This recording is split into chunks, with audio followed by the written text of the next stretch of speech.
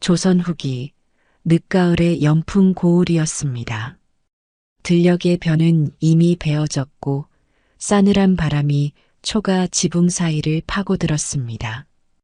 고요해야 할 새벽녘 읍내의 주막에서 한 남자의 비명이 터져 나왔습니다.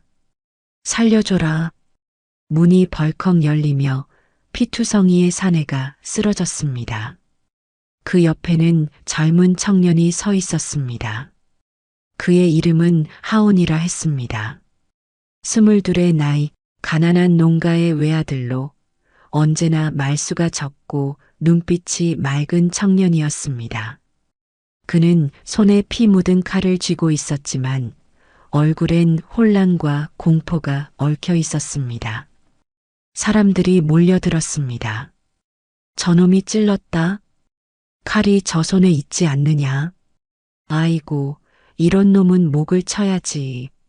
하온은 숨을 몰아쉬며 겨우 입을 열었습니다. 하온이 떨리는 목소리로 말했습니다. 저는 아닙니다. 저는 그저 그 사람을 말리려 했을 뿐입니다. 하지만 그 말은 아무도 믿지 않았습니다. 주막 주인은 벌벌 떨며 말했습니다. 내 두 눈으로 봤소. 저놈이 칼을 쥐고 있었소. 하온의 눈동자는 피로 물든 방바닥 위에서 흔들렸습니다. 그의 손은 떨리고 숨소리는 가늘었습니다. 무엇보다 그의 얼굴엔 자신이 무슨 일을 겪고 있는지조차 모르는 순한 절망이 깃들어 있었습니다. 잠시 뒤 관아의 군졸들이 달려와 그를 포승줄로 묶었습니다. 쇠고랑이 손목에 채워질 때 쇳소리가 새벽 공기를 갈랐습니다. 그때 골목 어귀에서 한 여인의 절규가 터졌습니다. 우리 하온이는 죄가 없습니다. 저 아이는 그런 아이가 아니에요. 그 여인은 하온의 어머니 심씨였습니다. 세월의 고단함이 얼굴에 새겨진 여인이었고 굳은 살 박힌 손으로 바닥을 짚으며 포졸들을 붙잡았습니다. 제발요, 제 아들한테 물어만 보세요. 그 아이는 남의 생명을 해칠 줄 모르는 아이입니다.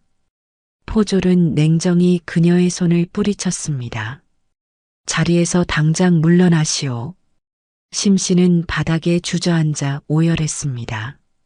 그녀의 손끝이 피 묻은 흙바닥을 움켜쥐고 있었습니다. 그 손 위로 새벽에 찬 이슬이 떨어졌습니다. 하온은 어머니를 향해 고개를 들었습니다. 입술이 파르르 떨렸습니다. 어머니 믿어주세요. 저는 정말 아닙니다. 심씨는 눈물로 젖은 얼굴을 들어 그를 바라보았습니다. 그 눈빛에는 두려움보다 깊은 믿음과 절망이 뒤섞여 있었습니다. 그래, 나는 안다. 하온아, 너는 죄가 없다. 세상 모두가 등을 돌려도 나는 안다. 그날 연풍 고을의 하늘은 이상하게도 맑고 차가웠습니다. 마을 사람들은 구경꾼이 되어 욕설을 퍼부었고 관아의 북소리가 울리며 하온은 포승줄에 묶인 채 끌려갔습니다. 그의 뒤를 따라가는 어머니의 발걸음은 흔들렸고 땅바닥엔 피와 이슬 그리고 낡은 집신 자국만이 남았습니다. 그날 이후 마을 사람들은 수군거렸습니다. 하온 같은 애도 결국 피는 못 속이더군. 애비 없이 큰 자식이 다 그렇지 뭐. 순하다고 다 착한 건 아니야. 하지만 아무도 보지 못했습니다. 그날 주막 뒷문에서 달아나는 검은 옷의 그림자 하나를 그리고 피 묻은 칼자루에 새겨진 익숙하지 않은 문양을 며칠 뒤 연풍 고을의 관아 앞마당은 아침부터 소란스러웠습니다. 하늘은 잿빛으로 가라앉았고 공기에는 눅눅한 비냄새가 배어 있었습니다. 사또와 관리들은 긴장된 표정으로 서 있었고 멀리서 말을 타고 들어오는 사내의 붉은 각근이 바람에 휘날렸습니다. 그는 바로 어사 박문수였습니다. 검은 도포 자락은 먼지를 머금고 있었고 그의 눈빛은 새벽 안개를 가르듯 날카롭고 고요했습니다. 그러나 자세히 들여다보면 그 안에는 어딘가 지친 그림자가 어려 있었습니다. 그는 나라의 부패와 백성의 억울함을 너무 많이 본 사람이었습니다. 관아 앞에 도착하자 원님이 허겁지겁 뛰어나와 머리를 조아렸습니다. 어사나리, 부디 먼 길 오시느라 고생 많으셨습니다. 박문수는 말에서 천천히 내렸습니다. 그는 차분히 봉서함을 내밀었습니다. 왕의 어명이 도착했다. 죄인 하온이라 하는 자, 조속히 처결하라는 명이요. 관원들은 일제히 고개를 숙였습니다. 그 봉서 속에는 붉은 도장이 찍힌 명령서가 들어 있었습니다. 박문수가 조심스레 봉서를 펼치자 검붉은 글씨가 눈에 들어왔습니다. 백성을 어지럽히는 자, 법으로 다스릴 지어다. 그 한 줄의 문장은 짧았으나 칼처럼 무거웠습니다. 박문수는 잠시 눈을 감고 봉서를 천천히 접었습니다. 그의 옆에서 고을의 다모 한 명이 낮은 목소리로 속삭였습니다. 나리, 이번 사건은 너무 빨리 결론이 내려졌습니다. 죄인의 죄를 제대로 확인하지도 않았다고 합니다. 박문수는 잠시 그 말을 듣고도 대답하지 않았습니다. 그는 천천히 마당을 걸어 관아 안으로 들어섰습니다. 그의 눈앞에는 억울함으로 울던 여인의 얼굴이, 그리고 피 묻은 칼을 들고 서 있던 젊은 청년의 얼굴이 겹쳐 떠올랐습니다. 그날 밤 박문수는 관아의 내실에서 홀로 앉아 있었습니다. 등잔불이 깜빡거리고 바람이 종이창을 두드렸습니다. 탁자 위에는 장부와 진술서, 그리고 어명의 봉서가 놓여 있었습니다. 그는 한 장씩 문서를 넘겼습니다. 증인이서, 사건 당시 술에 취해 있었음. 피해자 윤방, 지방관리와 친분이 깊었음. 피의자 하온, 동기불명. 동네 평판 온수남. 박문수의 눈썹이 천천히 찌푸려졌습니다. 온순한 자가 칼을 들었다 이유도 없이. 그는 낮게 중얼거렸습니다. 그때 문 밖에서 다모 채련이 들어와 조심스럽게 무릎을 꿇었습니다. 날이 피 묻은 칼의 자루에 낯선 문양이 새겨져 있었다 합니다. 하온의 집에는 그런 칼이 없습니다. 박문수의 눈빛이 번쩍였습니다. 그 말이 사실이냐? 다모가 확신에 찬 말투로 말했습니다. 예, 확인했습니다. 그 문양은 상단에서 쓰는 부호라 합니다. 박문수는 잠시 말이 없었습니다. 그리고 천천히 봉서 위에 손을 올렸습니다. 그의 손끝이 미세하게 떨렸습니다. 왕의 명은 죄인을 처단하라는 것이다. 하지만 나는 그가 죄인인지 확신할 수 없구나. 등잔불이 흔들리고 창밖에서는 빗방울이 떨어지기 시작했습니다. 빗소리가 점점 굵어질수록 박문수의 시선은 봉서에서 떠나지 않았습니다. 그 붉은 도장은 마치 피처럼 짙게 번져 있었습니다. 그는 문득 낮에 들은 노파의 절규를 떠올렸습니다. 우리 하온이는 죄가 없습니다. 박문수의 가슴 어딘가가 미세하게 흔들렸습니다. 그는 봉서를 접어 품에 넣으며 중얼거렸습니다. 어명을 따른다는 것은 곧 누군가의 생명을 거두는 일이다. 그 말과 함께 등잔불이 꺼졌습니다. 방 안에는 빗소리와 그의 거친 숨소리만이 남았습니다. 그 새벽 박문수는 잠을 이루지 못했습니다. 하온의 얼굴이 떠오를 때마다 그의 눈은 무거워졌습니다. 그리고 그는 알지 못했습니다. 이 작은 고울에서 피어오르는 억울한 한숨이 머지않아 자신의 신념을 흔들리게 만들리라는 것을 말입니다. 그리고 그날 밤이 깊었습니다. 연풍 고울의 관아는 고요했지만 바람이 유난히 세찼습니다. 창호문 사이로 스며든 바람이 등잔불을 흔들었고 불빛은 이따금 불안하게 떨리며 방 안의 그림자를 길게 느렸습니다. 박문수는 홀로 내실에 앉아 있었습니다. 탁자 위에는 어지럽게 펼쳐진 진술서와 장부 그리고 피로 얼룩진 증거물 몇 점이 놓여 있었습니다. 그의 얼굴은 피곤에 지쳐 있었지만 눈빛만은 여전히 맑고 날카로웠습니다. 그는 한 장 한 장 서류를 넘기며 조용히 중얼거렸습니다. 증인 셋, 진술이 모두 다르다. 첫째는 술에 취해 기억이 희미하다 했고, 둘째는 어둠 속에서 봤다 했으며, 셋째는 하온이 칼을 들었다 했지. 그의 시선이 종이 위를 천천히 따라갔습니다. 글자 하나하나가 먹빛보다 더 어두운 진실을 숨기고 있는 듯 했습니다. 박문수가 낮은 목소리로 말했습니다.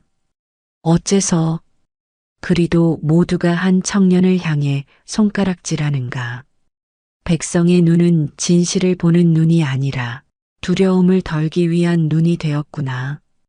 그의 손이 떨리며 펜 끝에서 먹방울이 떨어졌습니다.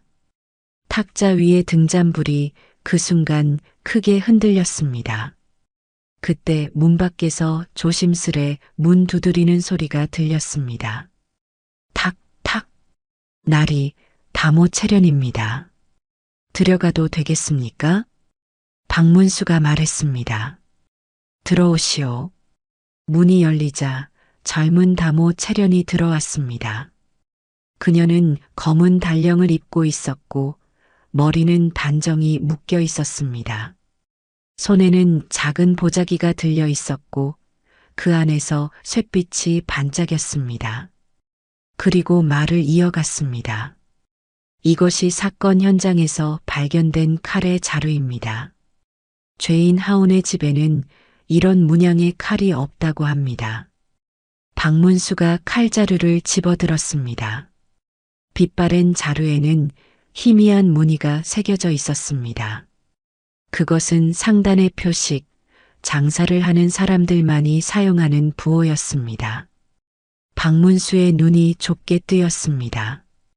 하온은 농부의 아들이라 들었소. 그가 상단의 부호를 쓴 칼을 가질 이유가 없지.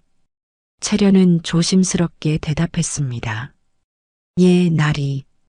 또한 피해자 윤방은 상당과 거래를 하던 지방 관리였습니다. 박문수의 손끝이 멈췄습니다. 그는 칼자루를 탁자 위에 내려놓으며 낮게 말했다. 결국 누군가 그에게 이 칼을 쥐어준 것이다. 죄를 덮으려면 희생양이 필요하지. 그는 깊은 한숨을 내쉬며 눈을 감았습니다.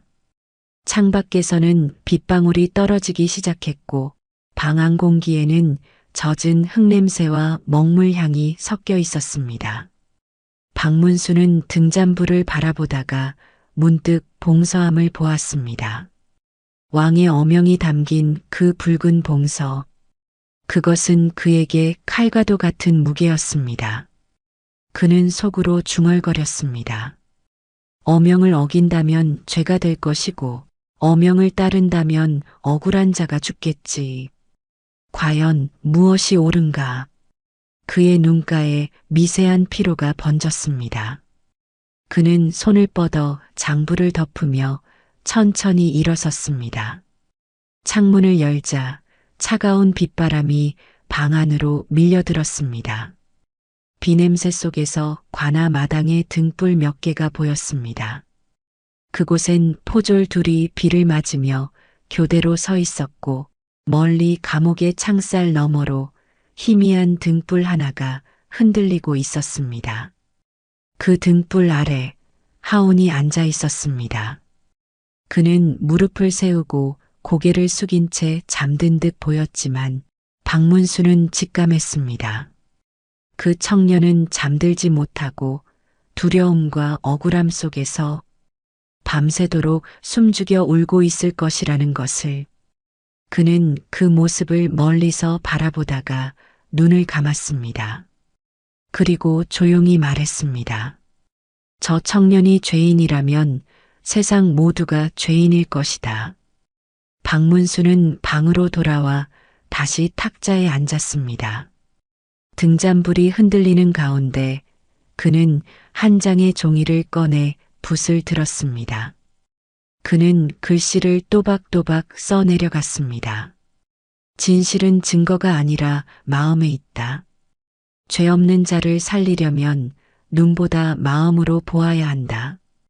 그의 붓끝이 멈출 때마다 먹물이 번졌고 그 번짐은 마치 인간의 죄와 후회를 닮아 있었습니다. 바람이 잠시 멎었을 때 그는 눈을 들었습니다. 창밖의 어둠 속에서 번개가 잠깐 비치며 산사의 종각이 어렴풋이 드러났습니다. 그 순간 그는 스님의 한마디가 떠올랐습니다. 어사님, 진실은 증거 속에 있지 않습니다. 그대의 마음이 맑을 때 진실이 비로소 보일 것입니다. 그는 붓을 내려놓고 손바닥으로 눈을 감쌌습니다. 손끝이 떨렸습니다. 나는 아직 맑지 않구나. 나의 판단이, 나의 눈이. 그때 관아의 종이 새벽 3시를 알렸습니다. 밤은 깊어가고 등잔불은 점점 작아졌습니다. 그러나 박문수의 눈빛만은 꺼지지 않았습니다. 그는 다시 장부를 펼치며 중얼거렸습니다.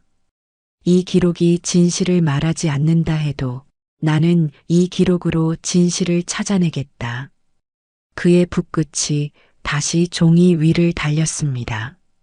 그 먹빛은 이제 더 이상 어둡지 않았습니다.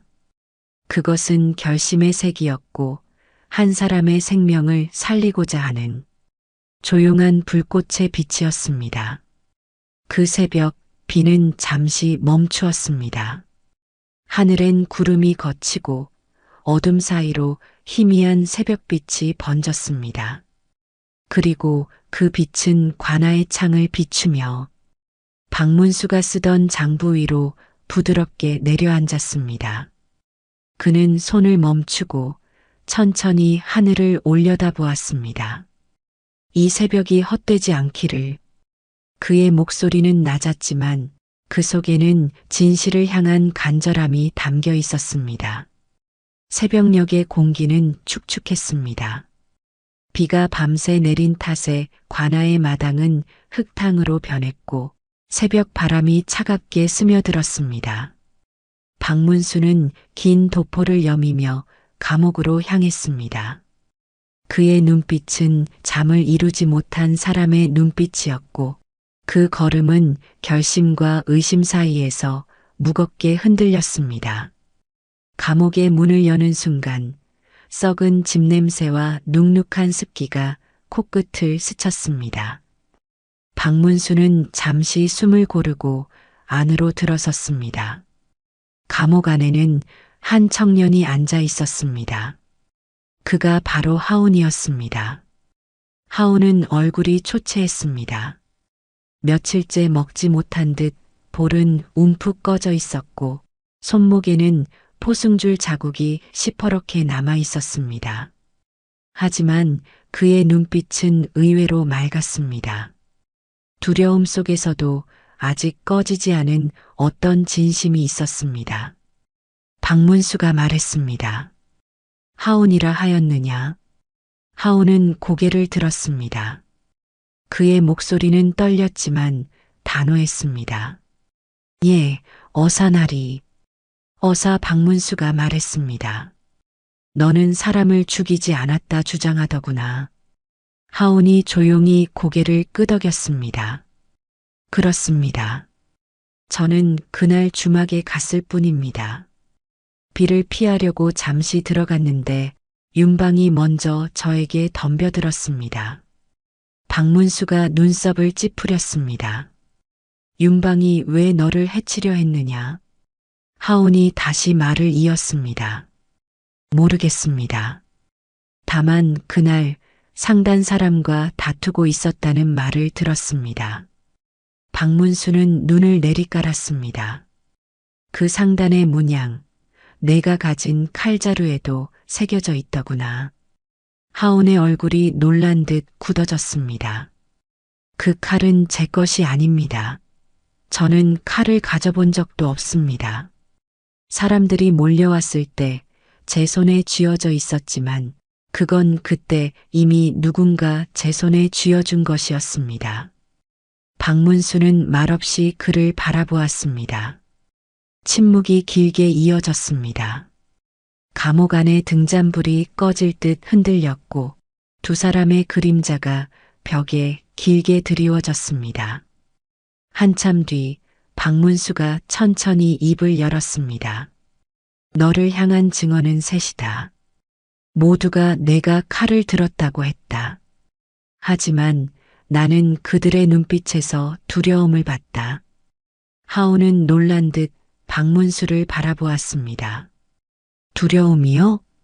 그래. 그들은 너를 보고 증언한 것이 아니라 누군가의 눈치를 보고 말한 것이다. 박문수는 잠시 말을 멈추고 창살 밖으로 시선을 돌렸습니다. 감옥 바깥 빗방울이 떨어지는 소리가 낮게 울렸습니다. 박문수는 낮은 목소리로 말했습니다. 하온, 나는 법을 지키는 사람이요. 그러나 오늘은 묻고 싶소. 진실이 법보다 가벼운가 아니면 더 무거운가? 하온은 무릎을 세우고 박문수를 똑바로 바라보았습니다. 그의 눈엔 눈물이 맺혔습니다. 나리, 저는 죄가 없습니다.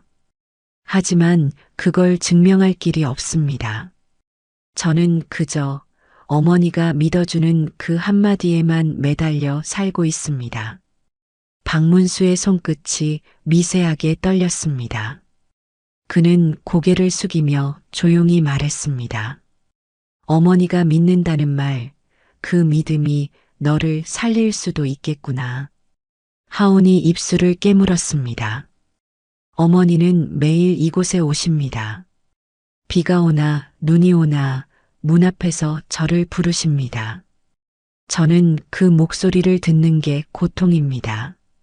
그 말에 박문수의 가슴이 저렸습니다. 그는 말없이 일어나 창살을 향해 걸었습니다. 감옥 바깥에는 한 여인이 우산도 없이 비를 맞고 서 있었습니다. 그녀의 옷은 젖었고 어깨는 작게 떨리고 있었습니다. 그 여인은 심씨, 하온의 어머니였습니다. 박문수는 그 모습을 한참 바라보다가 조용히 물었습니다. 그대의 어머니는 왜 오시는가? 하온이 눈을 감았습니다. 저를 믿기 때문입니다. 세상 모두가 등을 돌려도 어머니는 제게 죄가 없다고 말해줍니다. 박문수는 그 말에 한동안 아무 대답도 하지 못했습니다. 그의 눈에 서린 감정은 연민과 죄책감, 그리고 혼란이었습니다. 그는 잠시 뒤 천천히 등을 돌리며 말했습니다. 하온, 나는 너를 믿고 싶다. 하지만 믿음만으로는 사람을 살릴 수 없다는 것이 이 나라의 법이요. 하온이 조용히 고개를 끄덕였습니다. 그래도 믿어주셔서 감사합니다. 그 짧은 한마디가 박문수의 마음속 가장 깊은 곳을 흔들었습니다. 그는 발걸음을 돌리며 중얼거렸습니다. 죄 없는 자를 살리려면 어명을 어겨야 하겠지. 감옥을 나서는 그의 등 뒤에서 하온의 목소리가 낮게 울렸습니다. 나리, 저는 죽더라도 진실은 남을 겁니다. 박문수는 멈춰 섰습니다. 그 말은 마치 자신을 향한 경고처럼 들렸습니다. 그의 어깨 위로 빗물이 떨어졌고 그 순간 그는 깨달았습니다. 진실이란 증거보다 오래 남는 것임을. 그리고 그 진실을 위해선 누군가 죄인이 되어야 한다는 사실을. 감옥 밖으로 나온 박문수는 하늘을 올려다보았습니다. 비는 여전히 내리고 있었습니다. 그러나 그 비 속에서 어딘가 한 줄기 빛이 비쳐오는 듯 했습니다. 그는 중얼거렸습니다. 내가 죄인이 되어야 저 청년이 살겠구나. 그 말은 비에 섞여 사라졌지만 그의 눈빛은 어느새 결심으로 바뀌어 있었습니다. 그날 새벽 박문수는 관아의 마루 끝에 홀로 서 있었습니다. 비는 밤새 그쳤으나 하늘은 여전히 구름으로 덮여 있었습니다. 빗물에 젖은 마당은 냉기를 머금고 있었고 그의 발끝에는 하온의 어머니가 떨어뜨리고 간 낡은 집신 한 짝이 놓여 있었습니다. 박문수는 그것을 조용히 들어 올렸습니다. 진흙에 절반쯤 묻힌 집신은 이미 해져 있었고 그 속엔 오랜 세월을 견딘 여인의 삶이 묻어 있었습니다. 박문수는 낮게 중얼거렸습니다. 저 집신이 어명을 거스를 용기보다 무겁구나. 그 순간 바람이 불며 먼 산에서 종소리가 울렸습니다. 은은하게 울리는 그 소리는 마치 누군가의 부름 같았습니다. 박문수는 그 소리에 이끌리듯 산길을 올랐습니다. 이슬 맺힌 솔잎 사이로 희미한 연기가 피어올랐고 그 끝에는 오래된 산사가 자리하고 있었습니다. 산사의 이름은 청묵사, 말없이 진실을 품는다는 뜻을 가진 절이었습니다. 절 마당엔 회색 가사를 입은 노승이 향로 앞에 앉아 있었습니다. 그가 바로 무감 스님이었습니다. 백발이 성성하되 눈빛은 젊은이의 것처럼 맑고 깊었습니다. 박문수가 합장하며 다가가자 스님이 조용히 눈을 떴습니다. 오셨습니까, 어사님? 박문수는 놀란 듯 물었습니다. 어찌 제가 올 것을 아셨습니까? 스님은 잔잔히 웃었습니다. 비 내린 새벽마다 정의로운 이가 길을 헤맨다 들었습니다. 그 발걸음이 이 절로 향하지 않을 리가 있겠습니까? 박문수는 말없이 앉았습니다. 향로에서는 은은한 연기가 피어올랐습니다. 그 향은 마치 사람의 마음을 가라앉히는 듯 부드럽게 흩어졌습니다. 스님이 천천히 입을 열었습니다. 하온이라는 청년의 일이지요. 박문수의 손이 미세하게 떨렸습니다. 예, 그 아이는 분명 억울합니다. 하지만 어명이 내려왔습니다. 백성을 살리려면 왕의 뜻을 거스르게 됩니다. 저는 관원입니다. 어명을 어길 수는 없습니다. 스님은 고개를 끄덕였습니다. 그렇습니다. 어명은 무겁습니다. 하지만 어명은 사람을 살리라고 내려오는 법이옵니다. 살리는 뜻이 사라지면 그것은 더 이상 어명이 아니지요. 박문수는 그 말을 듣고도 고개를 숙였습니다. 스님, 어명을 거스른다면 저는 목숨을 잃습니다. 스님은 향로를 가만히 바라보았습니다.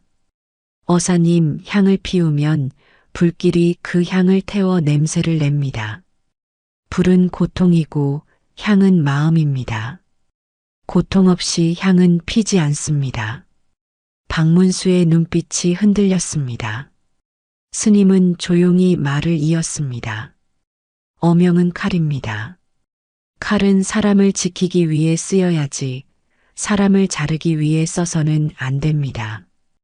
어사님께선 진실을 지키러 왔지 명을 따르러 온 것이 아니옵니다.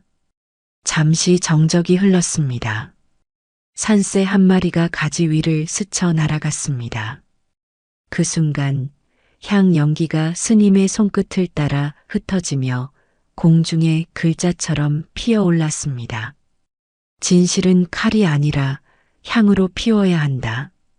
박문수는 그 문장을 바라보다가 천천히 입을 열었습니다.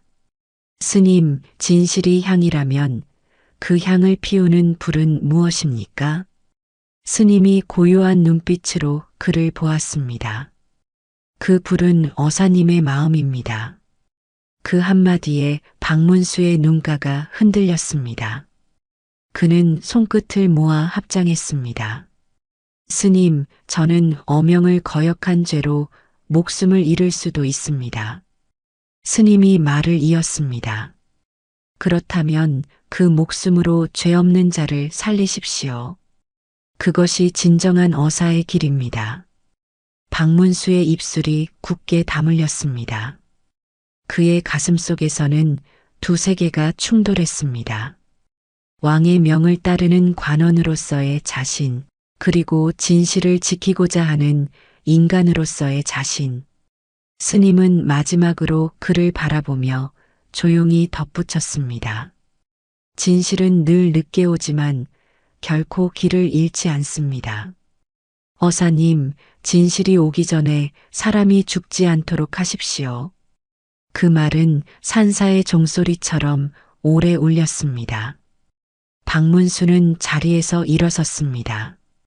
그의 눈빛은 더 이상 흔들리지 않았습니다.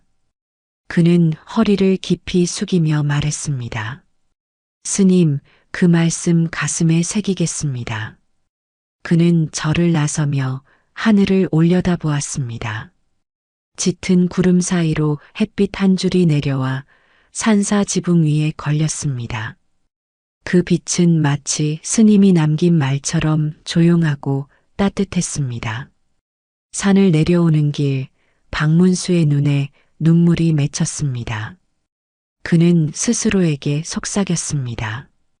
진실은 향으로 피운다. 그 향이 내 목숨이라도. 바람이 그의 도포 자락을 흔들었습니다. 그 바람은 산사의 종소리와 섞여 멀리 멀리 흩어졌습니다. 그날 저녁 관아의 마당에는 어두운 그림자가 깔렸습니다. 하온의 형장 날짜가 정해졌다는 소식이 들려왔습니다.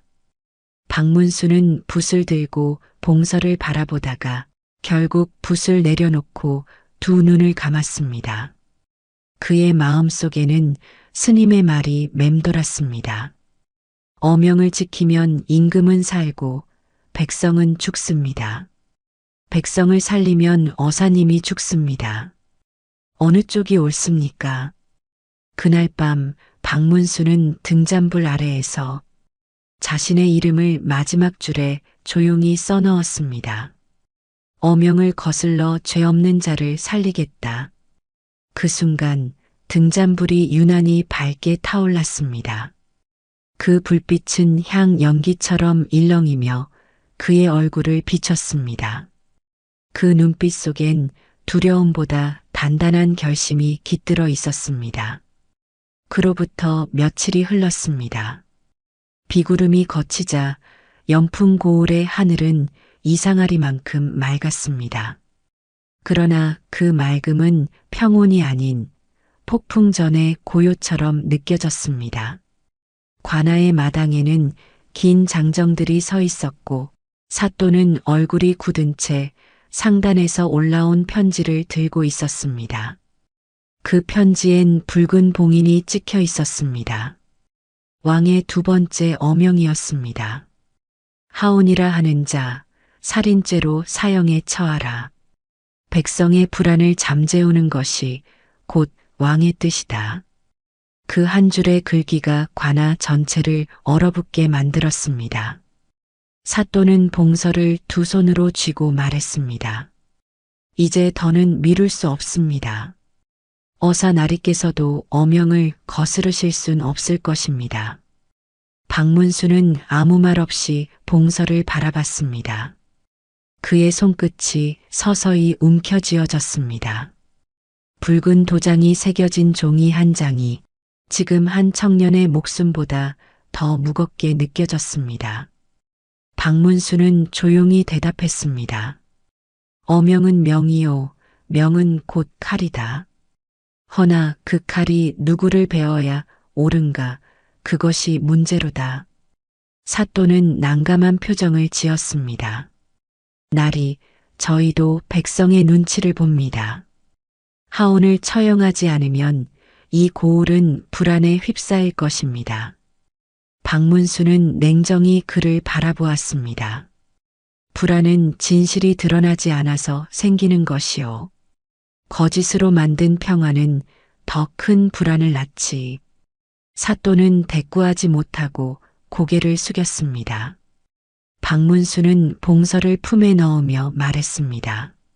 나는 오늘 밤 다시 사건의 기록을 검토하겠소. 사또가 말했습니다. 어사날이 언제까지 그렇게 고집을 피우실 건지 지켜보겠습니다.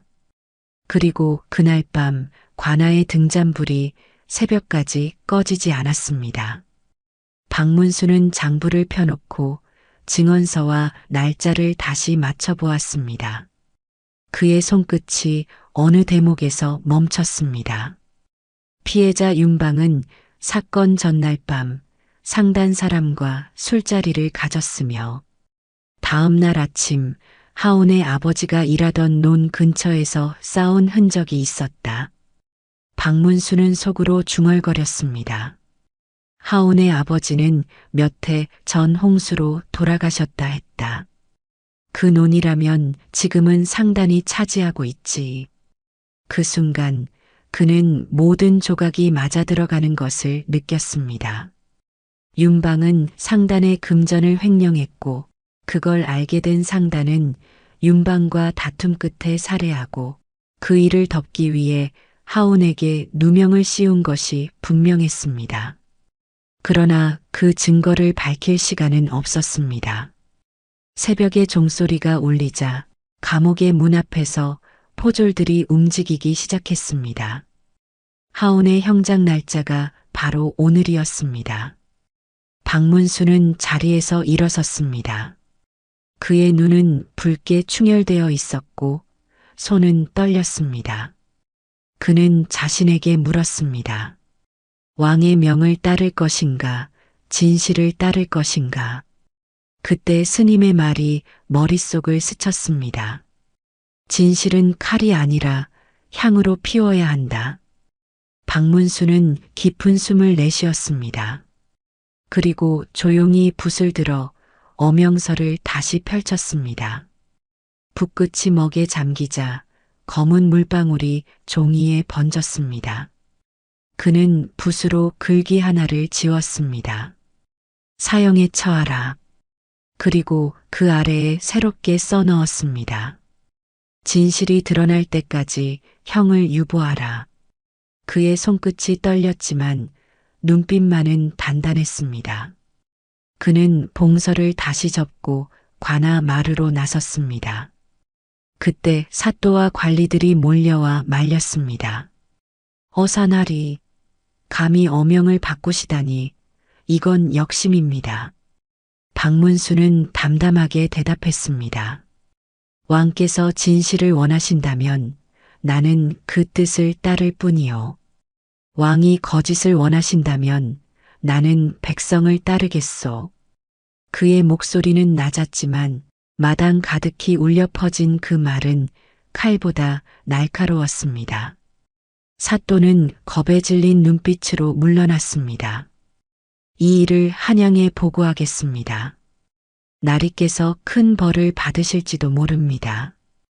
박문수는 고개를 끄덕였습니다.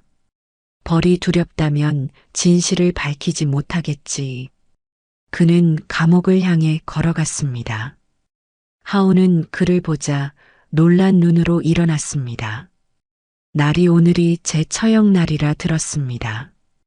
박문수는 천천히 대답했습니다. 아니, 오늘은 진실이 살아나는 날이요. 하온의 눈에 눈물이 고였습니다. 저를 믿어주시는 겁니까? 박문수가 고개를 끄덕였습니다. 그대의 눈빛을 보았다. 거기엔 거짓이 없었소? 그는 포졸들에게 명했습니다. 형을 멈춰라. 나는 어명을 유보한다. 포졸들이 놀라 서로를 바라보았습니다.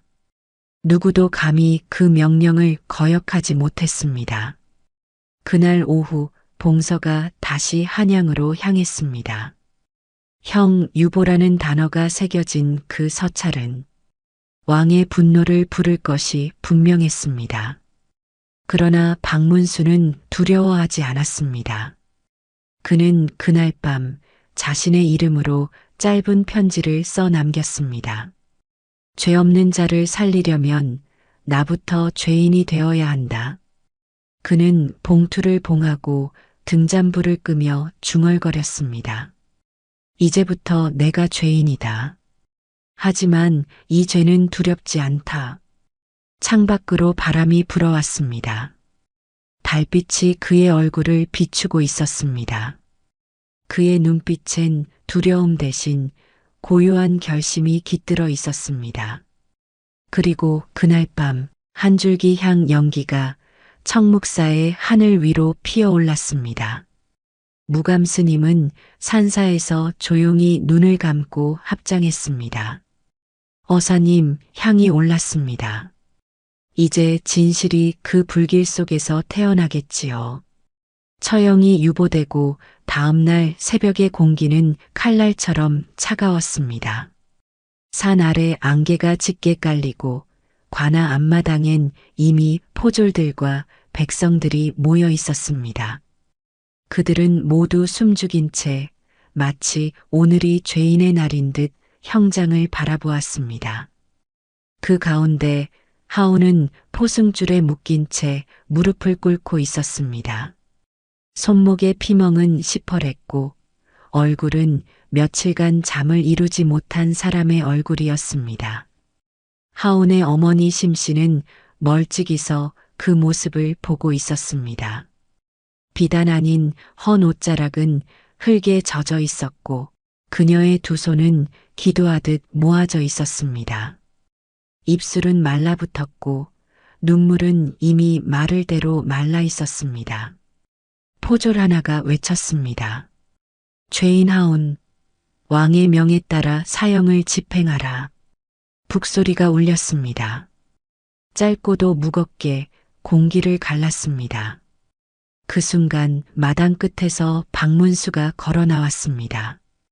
그의 붉은 달령은 새벽빛을 받아 피처럼 번졌고 그 손에는 봉서 하나가 들려 있었습니다. 그의 걸음은 느렸으나 단호했습니다. 그가 한 걸음 나아갈 때마다 백성들의 시선이 그를 따라 움직였습니다. 박문수가 형장 앞에 섰습니다. 포졸들이 놀라 고개를 숙였습니다. 어사날이 이미 어명이 떨어졌습니다. 박문수는 봉서를 들고 말했습니다. 그대들이 말하는 어명, 그 종이 한 장이 진실보다 무겁단 말이오.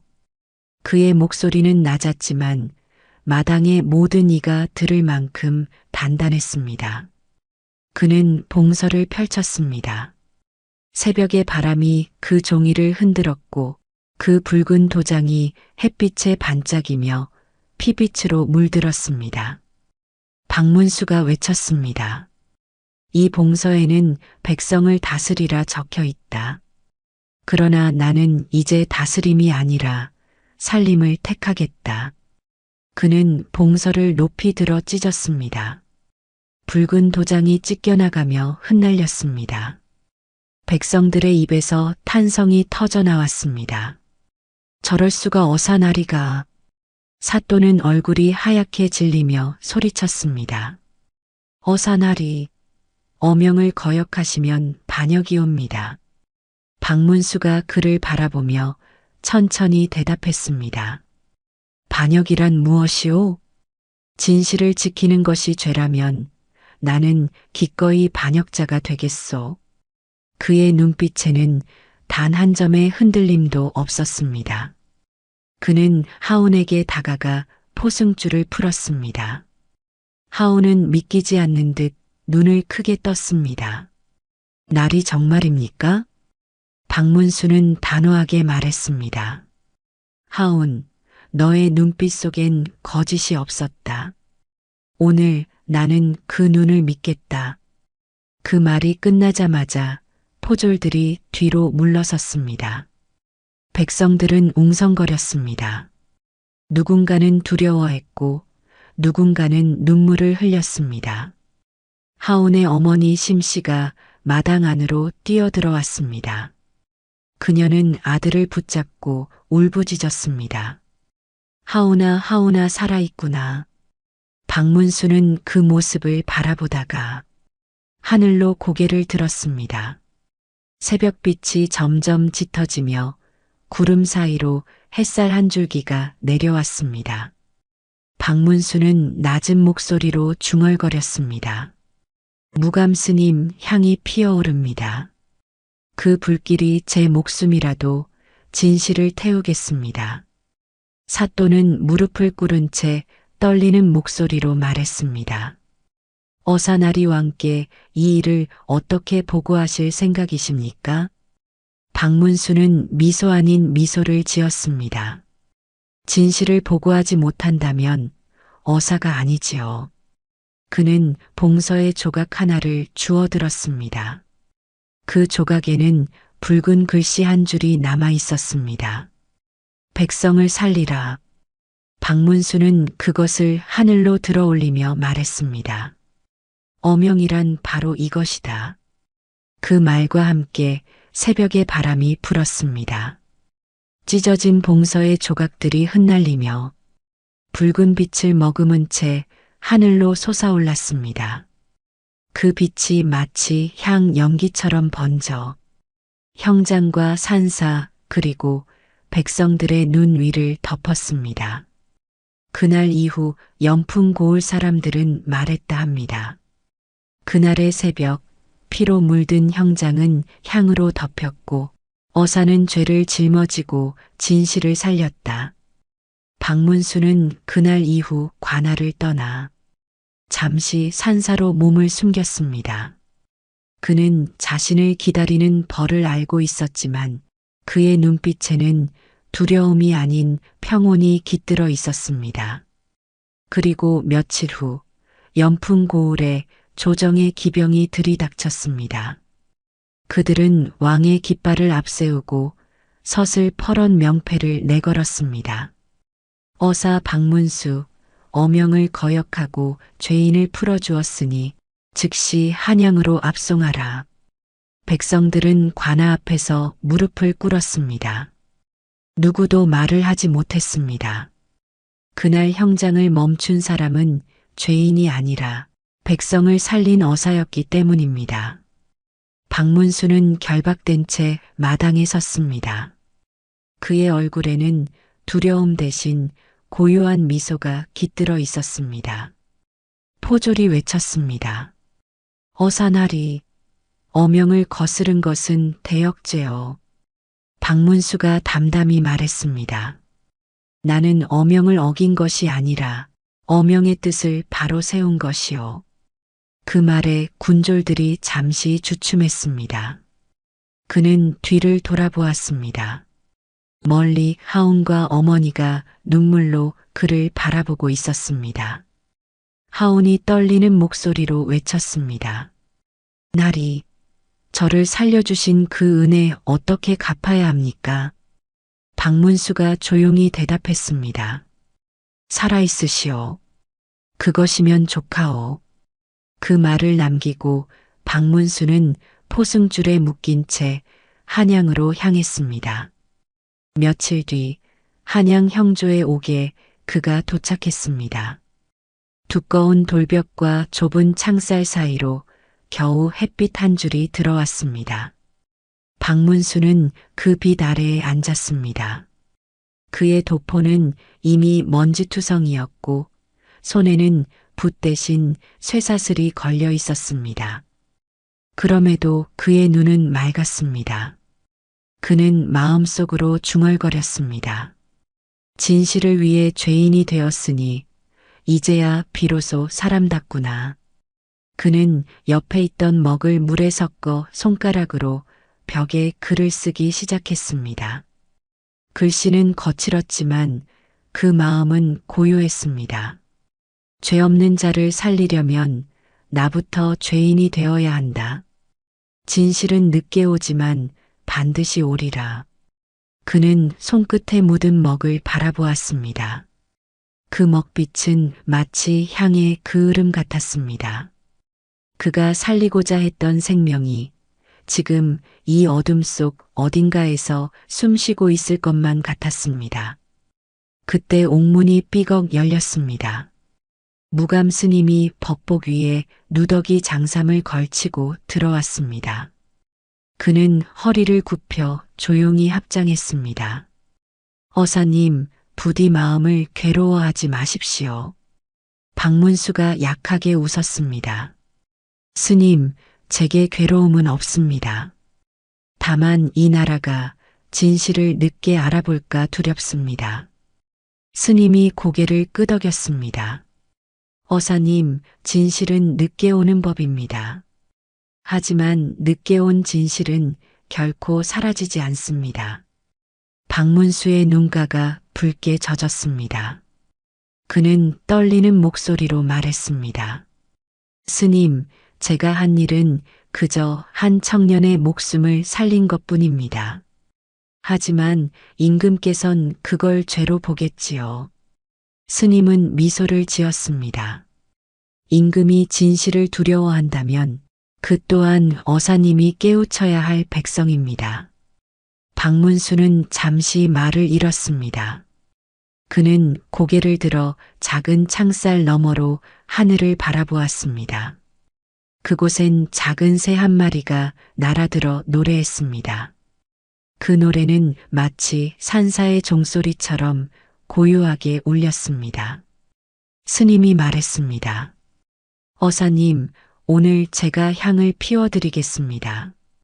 이 향이 꺼지기 전에 임금께서 그대의 진심을 아시길 빕니다. 박문수는 고개를 숙였습니다. 그의 눈에서 한 줄기 눈물이 떨어졌습니다. 그 눈물은 벽에 쓴 글귀 위로 흘러내렸습니다. 죄 없는 자를 살리려면 나부터 죄인이 되어야 한다. 그 글씨는 빛을 받아 번지며 마치 살아있는 듯 흔들렸습니다. 밤이 깊었습니다. 스님은 떠났고 옥안에는 다시 정적만이 남았습니다. 달빛이 창살 사이로 흘러들어 박문수의 얼굴을 비추었습니다. 그는 벽에 등을 기대고 눈을 감았습니다. 바람이 불어왔습니다. 그 바람 속에서 하온의 목소리가 들려오는 듯 했습니다. 날이 살아주셔서 감사합니다. 그는 천천히 눈을 떴습니다. 그리고 마지막으로 벽에 글자를 하나 더 남겼습니다. 진실은 향이다. 꺼지지 않는다. 그는 미소를 지으며 눈을 감았습니다. 창밖으로는 향 연기가 피어오르고 그 향은 달빛과 섞여 천천히 하늘로 올라갔습니다. 그 향이 닿은 곳에서 한양 궁궐의 봉서가 조용히 흔들렸습니다. 그리고 한양으로부터 며칠이 흘렀습니다. 박문수가 갇혀있던 형조의 옥은 여전히 축축한 냄새로 가득했습니다. 그의 몸은 쇠사슬에 묶여 있었지만 마음만은 고요했습니다. 그는 매일 새벽마다 창살 틈으로 들어오는 빛을 바라보며 중얼거렸습니다. 진실이 오고 있다. 늦어도 반드시 오고 있다. 그날도 변함없이 그는 벽에 써놓은 글귀를 손끝으로 더듬었습니다. 먹빛은 발에 있었고 그 위엔 손자국과 눈물 자국이 번져 있었습니다. 그때 옥문이 갑자기 열렸습니다. 포졸이 허겁지겁 뛰어들었습니다. 어사나리, 큰일이 났습니다. 박문수가 고개를 들었습니다. 무슨 일인가? 포졸이 다급하게 말을 이어갔습니다. 진범이 잡혔습니다. 연풍 고을의 상단 하수인입니다. 박문수의 손끝이 멈췄습니다. 잠시 숨을 고르던 그는 천천히 말을 이었습니다. 그가 자백을 했는가? 포졸이 말했습니다. 예, 날이 모든 것을 자백했습니다. 하온에게 누명을 씌우고 피해자 윤방을 해친 자가 바로 그였습니다.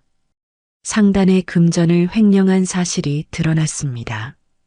포졸은 숨을 몰아쉬며 덧붙였습니다. 그자가 체포되자마자 이렇게 말했습니다. 박문수 어사가 진실을 본 사람이다. 그가 어명을 어긴 게 아니라 나를 막은 것이다. 라고요. 박문수는 잠시 눈을 감았습니다. 그의 입가에 미묘한 미소가 번졌습니다. 그래, 진실은 결국 늦게 오는 법이지. 그는 벽에 손을 얹었습니다. 그 손끝에 닿은 차가운 돌벽이 이상하게도 따뜻하게 느껴졌습니다.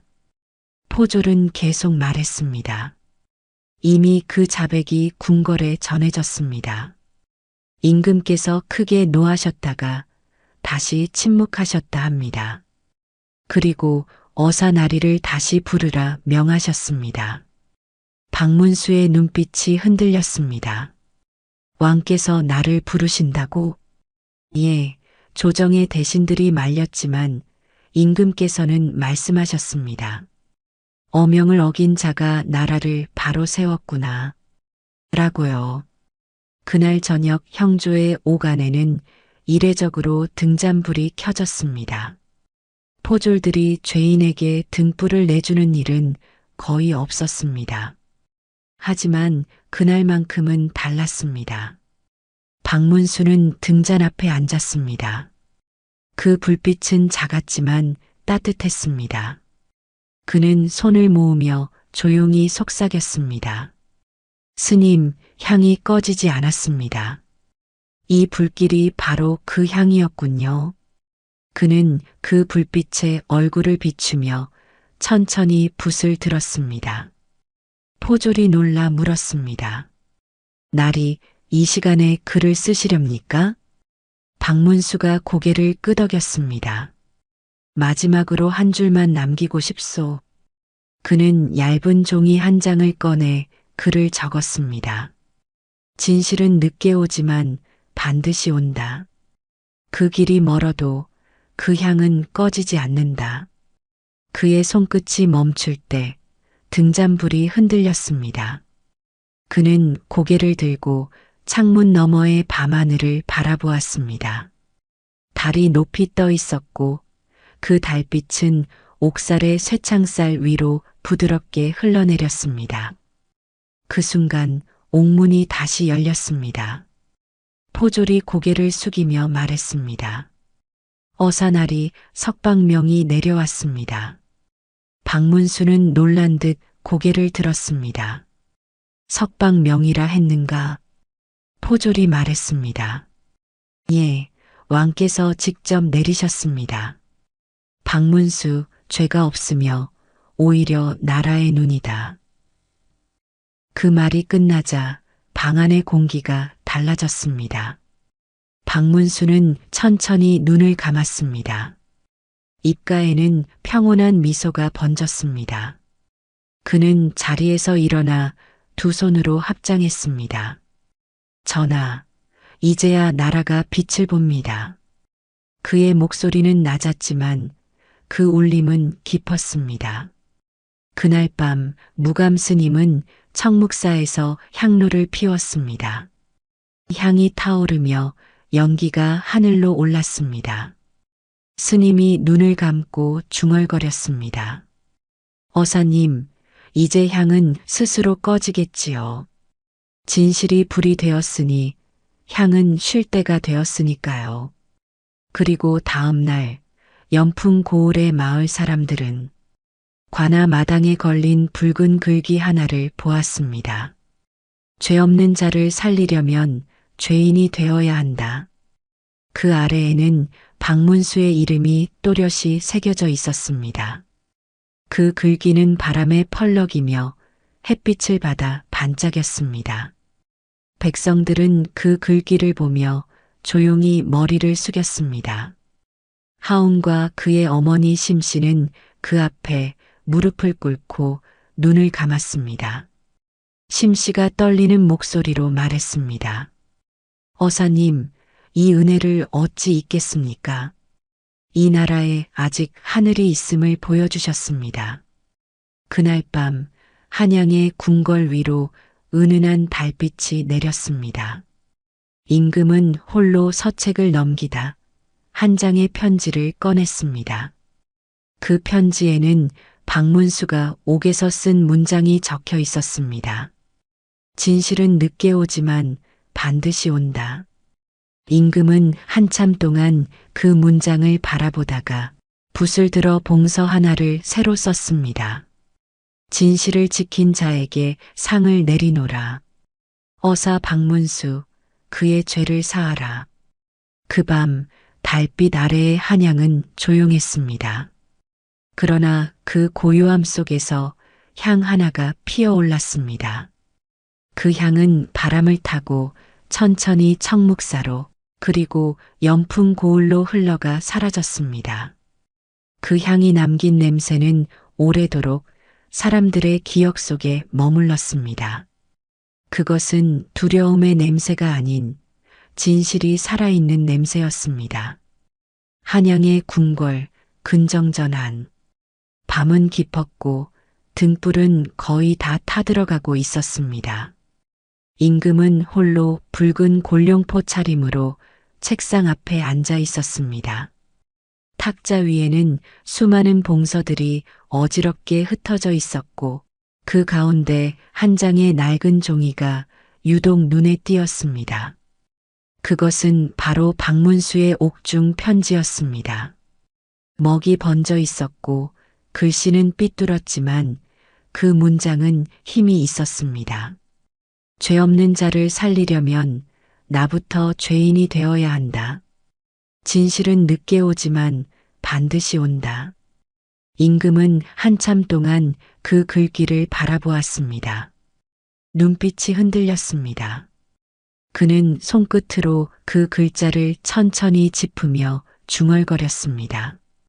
박문수, 내가 어명을 거역했다 하여 내가 어찌 그대를 죄인이라 하겠는가. 그의 목소리는 낮았으나 떨렸습니다. 잠시 뒤 그는 붓을 들어 새 종이 위에 글을 적기 시작했습니다. 그러나 붓끝이 쉽게 움직이지 않았습니다. 그는 깊은 한숨을 내쉬며 눈을 감았습니다. 그의 머릿속엔 며칠 전의 보고가 떠올랐습니다. 박문수 어사는 어명을 거역하고 죄인을 풀어주었습니다. 진범은 따로 있었습니다. 전하. 그때의 신하들의 얼굴, 그때의 자신이 내뱉은 말. 왕의 명을 거역한 자는 용서할 수 없다. 그 말이 지금은 부끄럽게 가슴을 찔렀습니다. 임금은 조용히 자리에서 일어났습니다. 창문을 열자 찬 바람이 불어왔습니다. 그 바람 속에는 아직 꺼지지 않은 향 냄새가 섞여 있었습니다. 그 향은 마치 누군가의 기도처럼 은은하게 번졌습니다. 그때 궁 안을 지키던 노승이 들어와 머리를 숙였습니다. 전하, 청묵사의 무감 스님께서 이 향을 보내셨습니다. 진실은 향입니다. 꺼지지 않습니다라 전하셨습니다. 임금은 향로를 받아들었습니다. 향에 불을 붙이자 연기가 천천히 피어올랐습니다.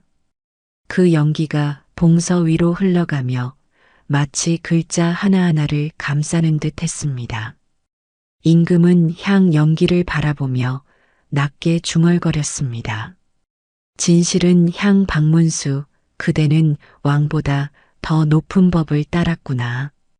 그는 붓을 다시 들었습니다. 이번에는 손끝이 떨리지 않았습니다. 붓끝이 종이 위를 부드럽게 스쳤습니다. 어사 박문수, 죄가 없다. 오히려 왕의 눈을 밝혀준 자다. 그의 충은 법을 넘어 진실로서 나라를 지켰다. 그는 붓을 내려놓고 천천히 일어섰습니다. 향 연기가 그의 골룡포 자락을 감싸며 올라갔습니다. 그 향은 천정으로 그리고 밤하늘로 흘러갔습니다. 임금은 창가에 서서 달빛을 바라보았습니다. 그 달빛 아래 궁궐의 모든 것이 잠들어 있었습니다. 그는 눈을 감고 조용히 속삭였습니다. 박문수, 그대는 어명을 어긴 것이 아니라 왕이 잊은 어명의 뜻을 되살린 자였구나. 다음 날 아침 조정에는 새로운 봉서가 내려졌습니다. 어사 박문수, 죄를 사하노라. 그의 의로움은 왕의 법보다 깊고 그의 정의는 백성의 눈보다 막도다. 궁궐의 종이 울리고 백성들의 입에 소문이 퍼졌습니다. 어사가 다시 풀려났다. 진실이 이겼다. 연풍 고울의 하늘에도 그 소식이 전해졌습니다. 하온은 어머니와 함께 산기슭에 올라 무릎을 꿇었습니다. 그들 앞에는 작은 향로 하나가 놓여 있었습니다. 심씨가 손으로 불을 붙이며 속삭였습니다. 하온아, 이 향은 그 어사 나리를 위한 것이다. 진실을 위해 죄인이 된 분을 위해. 향이 피어올랐습니다. 바람이 불어 향연기가 하늘로 올라가자 그 향은 구름에 닿고 다시 햇빛으로 흩어졌습니다. 며칠 뒤 박문수는 조용히 한양을 떠났습니다. 그는 벼슬을 내려놓고 청묵사 근처의 산길을 걸었습니다. 무감 스님이 절 앞에서 그를 기다리고 있었습니다. 어사님, 진실은 오히려 그대를 자유롭게 했습니다. 박문수는 미소를 지었습니다.